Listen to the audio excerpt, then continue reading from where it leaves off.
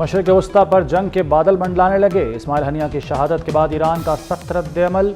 हमारे मेहमान को हमारी सरजमीन पर निशाना बनाया गया। ईरानी सुप्रीम लीडर आयतुल्लाह खामनाई ने इसराइल पर बराह रास्त हमले का हुक्म दे दिया। इसराइल की किसी भी हमले का भरपूर जवाब देने की धमकी। अमेरिका ने जंगी बहरी बेड़ा खलीज फारस भिजवा दिया। यूएन सलामती कौंसिल के ममालिक तशवीश में मुब्तला।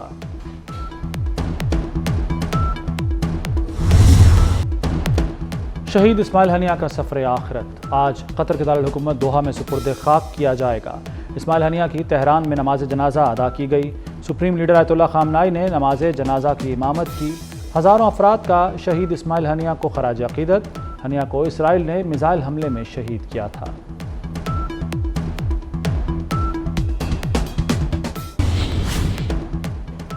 हमास सरबराह को इसराइल ने कैसे निशाना बनाया? इसराइली मीडिया के मुताबिक इसराइल ने जासूस सॉफ्टवेयर इस्तेमाल किया। इस्माइल हनिया के कॉल करते ही लोकेशन ट्रेस हो गई। इस्माइल हनिया पर करीबी इमारत से मिसाइल दागा गया। इस्माइल हनिया को बराह रास्त मिसाइल लगा। अमरीकी अखबार ने कत्ल के मकाम की तस्वीर जारी कर दी।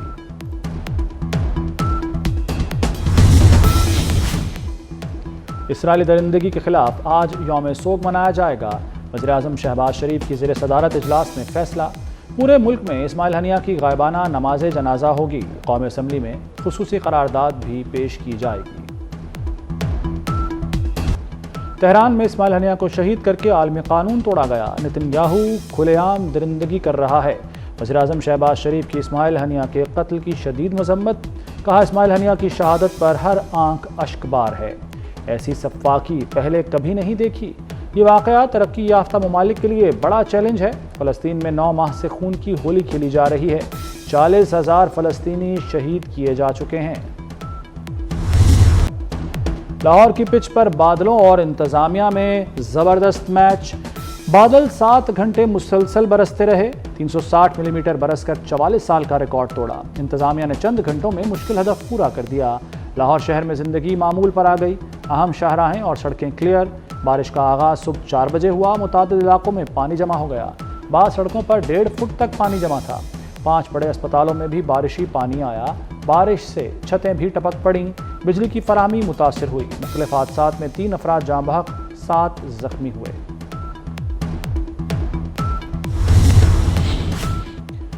लाहौर में मानसून बारिश का धुआंधार स्पेल। एयरपोर्ट पर 360 मिलीमीटर बारिश रिकॉर्ड। पानी वाला तालाब 324, निश्तर टाउन 312, फर्रुखाबाद में 298 मिलीमीटर बारिश पड़ी। ताजपुरा 260, लक्ष्मी चौक और गुलशन रावी में 248 मिलीमीटर बारिश। रवा साल मानसून सीजन की दूसरी बड़ी बारिश थी।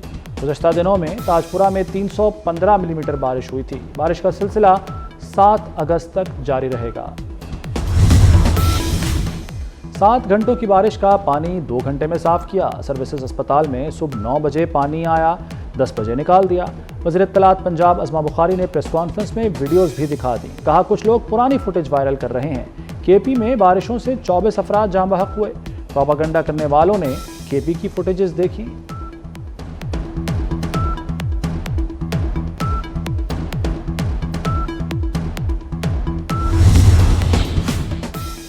रावलपिंडी और इस्लामाबाद में तेज़ बारिश। नशीबी इलाके ज़ेर-ए-आब आ गए। गुजरांवाला, गुजरात, जेहलम और हाफिजाबाद में भी बादल बरसे। मरकजी शाहराहें और गलियां तालाब बन गई। मानसेरा में सैलाबी रेलों ने तबाही मचा दी। मुतादिद घर और दुकानें बह गईं। चित्राल में सैलाबी रेलों के बाद इमदादी कार्रवाइयाँ जारी। कराची में कहीं तेज़ और कहीं हल्की बारिश। महकमा मौसमियात ने शहर में मज़ीद बारिश की पेशगोई कर दी।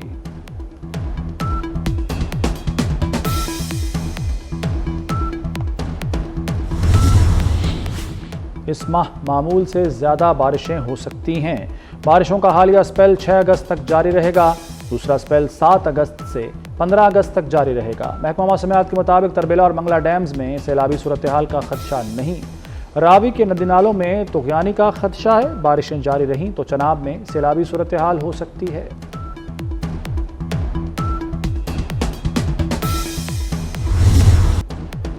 बानी पीटीआई को 200 मुकदमात के बावजूद जमानत मिली। बानी पर दहशत गर्दी के मुकदमात हैं। साइफर का केस है जिसमें सजाए मौत है। मेरे मौकिल पर 14 मुकदमात हैं। जमानत का हकदार है। बानी को जेल में देसी मुर्गा और मटन खाने को मिलता है। मेरे मौकिल को ऐसी कोई सहूलत दस्तयाब नहीं। वकील ने साइफर केस का हवाला देकर मनशियात केस के मुलजिम की जमानत करा ली। वकील सफाई ने कहा कि बानी पीटीआई और उनका मौक्किल बराबर के शहरी हैं। अदालत ने दोनों को एक निगाह से देखना है। जस्टिस मंसूर अली शाह ने अदालती नज़ीरों के हवाले पर मुलजिम उबैदुल्लाह की जमानत मंजूर कर ली।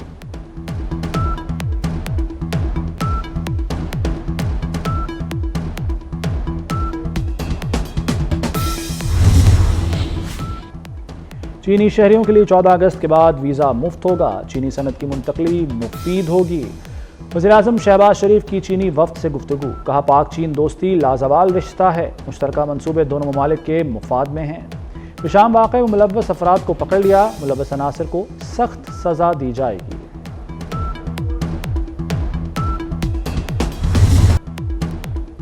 हुकूमत बजरिया नोटिफिकेशन पीटीआई पर पाबंदी नहीं लगा सकती। जब इदारे समझेंगे तो पीटीआई पर पाबंदी का फैसला लेंगे। वफाकी वज़ीर एहसन इकबाल का वॉइस ऑफ अमेरिका को इंटरव्यू।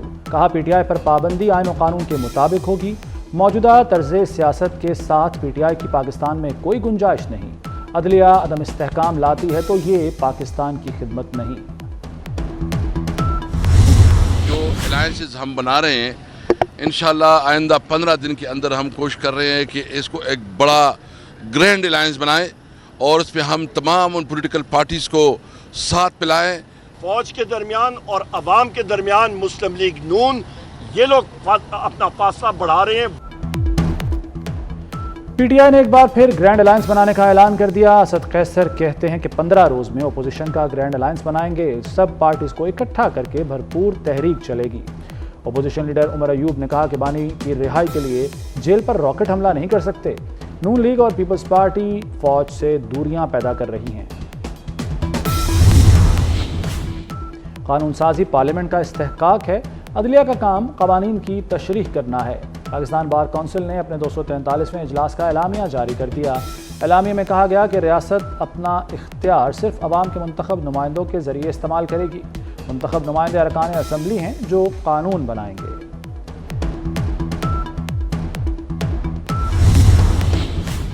तर्जुमान पीटीआई रऊफ हसन की जमानत मंजूर। पैका एक्ट की अदालत का मुकदमे से रिहा करने का हुक्म। जमानत के बावजूद रऊफ हसन की रिहाई मुमकिन नहीं। रऊफ हसन 2 रोज के रिमांड पर सीटीडी की तहवील में हैं।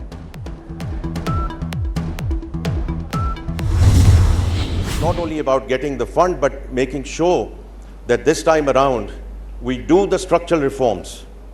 अगर हमने ये इसको आखिरी प्रोग्राम बनाना है फंड का, तो whether it's on the taxation side, whether it's on the energy side, whether it's on the SOE reforms and the privatization side, we have to move forward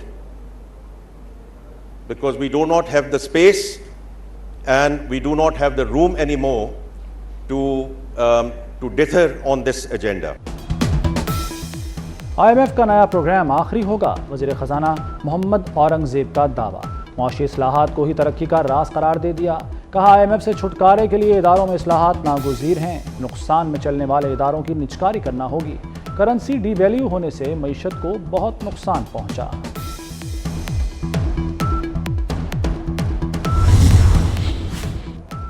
मुज़ाकरात media के सामने किए जाएं। अमीर जमात इस्लामी हाफिज नईमुर रहमान का मुतालबा। कहा मुतालबात की मंजूरी तक धरना खत्म नहीं होगा। हुकूमत IPPs मुआहदे दिखाए। वज़ीर ख़ज़ाना और चेयरमैन FBR नूरा कुश्ती कर रहे हैं। रावलपिंडी में जमात इस्लामी का धरना जारी।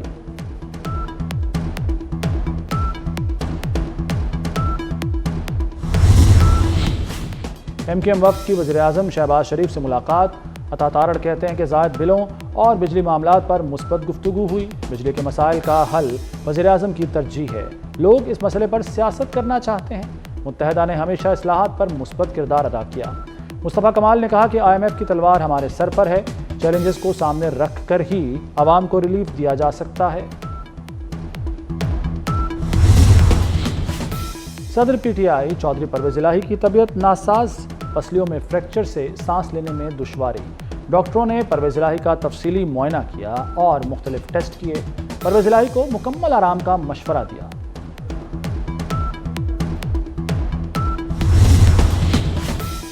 वज़ीर इत्तलात पंजाब अज़मा बुखारी से मंसूब जाली वीडियो का मामला। लाहौर हाई कोर्ट का FIA की कारकर्दगी पर इजहार नाराज़ी। चीफ जस्टिस का FIA की रिपोर्ट पर अदम इत्मीनान का इजहार। सीनियर अफसर को आज तलब कर लिया। FIA साइबर क्राइम विंग ने वीडियो की जांच के लिए हेडक्वार्टर से राब्ता कर लिया।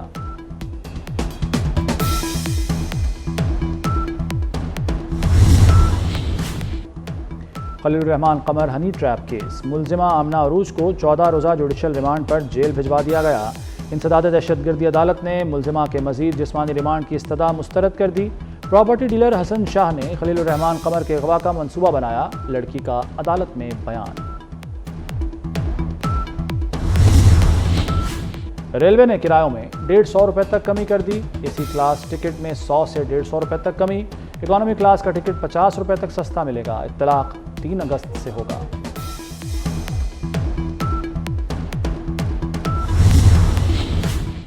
पेरिस ओलंपिक्स के 5वें रोज चीन ने मेडल टेबल पर कब्जा जमा लिया। चीन 11 गोल्ड मेडल्स के साथ सरे फहरिस्त। चीन के स्विमर पेन जेनले ने स्विमिंग में नया आलमी रिकॉर्ड कायम किया। और मारूफ कॉमेडियन सरदार कमाल फैसलाबाद में सुपुर्द खाक। नमाज जनाजा में अदाकारों और शहरियों ने कसीर तादाद में शिरकत की। मरहूम के बुलंद दर्जात के लिए दुआ की। सरदार कमाल 2 दिन पहले दिल का दौरा पड़ने से इंतकाल कर गए थे।